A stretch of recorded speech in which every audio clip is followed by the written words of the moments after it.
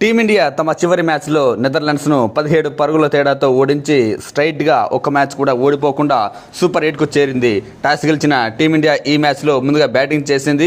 193 పరుగుల స్కోర్ చేసింది. ఈ మ్యాచ్లో టాప్ ఆర్డర్ ఓ మోస్తరుగా రాణించిన మిడిల్ ఆర్డర్లో శివం దూబే, హార్దిక్ పాండ్యా భారీ పార్ట్నర్షిప్తో టీమిండియా భారీ స్కోర్ చేసింది. ఈ మ్యాచ్లోనూ ఎప్పటిలాగే అభిషేక్ శర్మ డకౌట్ అయితే కిషాన్ మెరుపు ఆరంభాన్నిచ్చాడు. క్రీజ్లో ఉన్నది కొంతసేపు అయినా ఫోర్లతో సిక్సర్లతో విజృంభించాడు. 7 బంతుల్లోనే 18 పరుగులు చేశాడు. 2 ఫోర్లు, 1 సిక్సర్తో తిలక్ వర్మతో కలిసి ఇన్నింగ్స్ను నిలబెట్టాడు. తిలక్ కూడా 3 ఫోర్లు, 1 సిక్సర్తో 31 పరుగులు చేస్తే ఆ తర్వాత సూర్య కూడా ఓ మాదిరి బ్యాటింగ్తో రాణించాడు. 34 పరుగులు చేశాడు. 2 ఫోర్లు, 1 సిక్సర్తో. అప్పటికి స్కోర్ ఓ మాదిరిగానే ఉంది. 10 ఓవర్లకు 70 పరుగులు మాత్రమే ఉంది. చిన్న దేశాలపై ఈ మాత్రం స్కోర్ అంటే టీమిండియా కాస్త స్లోగా ఆడింది అని చెప్పొచ్చు.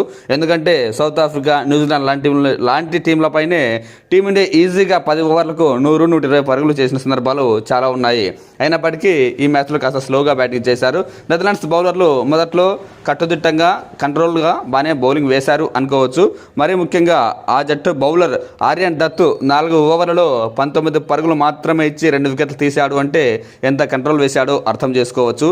ఇప్పుడున్న భారత బ్యాట్స్మెన్లు ఫామ్లో ఉండి కూడా ఇక 1 వీక్ 4 ఓవర్లలో బౌలింగ్ వేసి 56 పరుగులు ఇచ్చి 3 వికెట్లు తీస్తే టీమిండియాలో పాండ్యా, దూబే పార్ట్నర్షిప్ టీమిండియా విజయంలో కీ రోల్ ప్లే చేసింది. దూబే 6 భారీ సిక్సర్లు, 4 ఫోర్లతో 31 బంతుల్లోనే 66 పరుగులు చేస్తే హార్దిక్ పాండ్యా 3 సిక్సర్లతో 30 పరుగులు చేశాడు.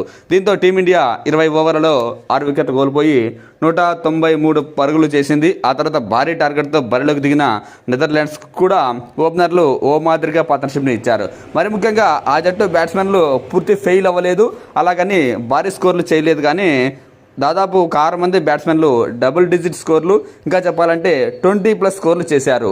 24, 20, 33, 23, 26, 25 ఇలా పూర్తిగా ఫెయిల్ కాలేదు, కానీ చిన్న స్కోర్లతో అలరించారు. భారత బౌలర్లు వరుణ్ చక్రవర్తి తన 4 ఓవర్ల కోటాలో 14 పరుగులు మాత్రమే ఇచ్చే 3 వికెట్లు తీస్తే శివం దూబే కూడా 2 వికెట్లతో రాణించాడు. నెదర్లాండ్స్ 176 పరుగులు చేసింది. నేను చెప్పాలంటే బ్యాటింగ్లోనూ బాగానే రాణించినట్టే నెదర్లాండ్స్. అయితే టీమిండియా బౌలింగ్లోనూ ఈ మ్యాచ్లో ప్రయోగాలు చేసింది. మరి ముఖ్యంగా అభిషేక్ శర్మతో బౌలింగ్ వేయించడం, శివం దూబేతో కూడా 3 ఓవర్లు బౌలింగ్ వేయించడం, ఇక మెయిన్ బౌలర్లు బుమ్రా, హర్షదీప్ సింగ్లతో తమ 4 ఓవర్ల కోటా కూడా వేయించుకున్న 3 ఓవర్లతోనే సరిపెట్టుకోవడం, ఇలా చేయడంతో నెదర్లాండ్స్ మంచి స్కోర్ చేసింది అనుకోవచ్చు. టీమిండియా తమ సూపర్ 8 మొదటి మ్యాచ్ కూడా సౌత్ ఆఫ్రికాతో ఇదే గ్రౌండ్లో జరుగుతుంది కాబట్టి అదే ఉద్దేశంతో ప్రయోగాలు చేసినట్టుంది. అటు అంది వచ్చిన అవకాశాన్ని నెదర్లాండ్స్ యూజ్ చేసుకుని టీమిండియాకు గట్టి పోటీనిచ్చింది అనుకోవచ్చు. కాగా ఈ మ్యాచ్లో శివం దూబే బ్యాటింగ్పై ఇంగ్లాండ్ మాజీ బ్యాట్స్మెన్ కెవిన్ పీటర్సన్ స్పందించాడు. శివం దూబే అద్భుత బ్యాటింగ్తో ఆకట్టుకున్నాడని వ్యాఖ్యానించాడు.